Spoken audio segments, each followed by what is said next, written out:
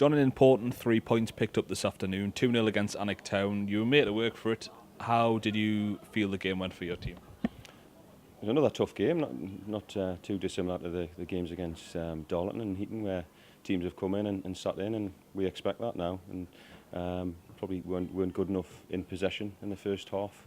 We changed things around in terms of the formation. I thought Liam Hudson had a big impact on the game. When he came on, the ball stuck. He was bringing people into the game. Another great goal from Robbo to put us 1-0 up. And I think there was some conjecture about the penalty in the second half. But to be fair, I thought we had at least 2 penalties before that. I thought the incident in the first half of Cameron Fenton, I thought from where I was standing, was a nil-on penalty. So you win some, you lose some in terms of decisions. But you get to this stage of the season, it's more about results and performance. We've kept a clean sheet, scored 2 goals, another 3 points. So overall, we've got to be pleased. I mean, it was a contrast in first half to second half. A lot better second half. You brought Bobby Taylor and Liam Hudson on just after the hour mark. 2 minutes later, you get the goal. Was it through that impact? I think that had a big part in the game. I think sometimes just by making changes to personnel, you can change the flow of the game, and I think that happened today. I thought Liam had a big impact on the game in terms of, as I say, bringing people into the game. He's able to pin defenders and roll people in, and Bobby's obviously got that little bit of creativity to open, to commit defenders and open things up a little bit so the picture changes. So I definitely think that the subs made a difference today. Robbo broke the deadlock on 64 minutes, as mentioned. He signed his first contract for the club. Just how big of a player is he for the team?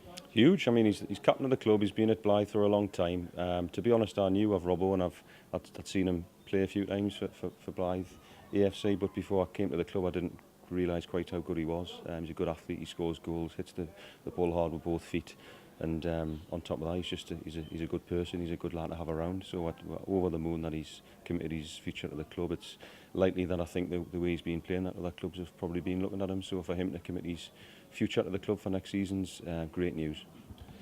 You wrapped up the point in additional time.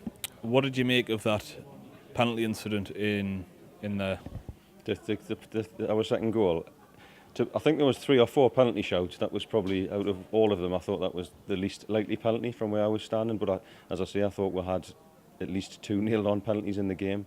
I thought that one was a bit soft, to be honest. But we'll take that.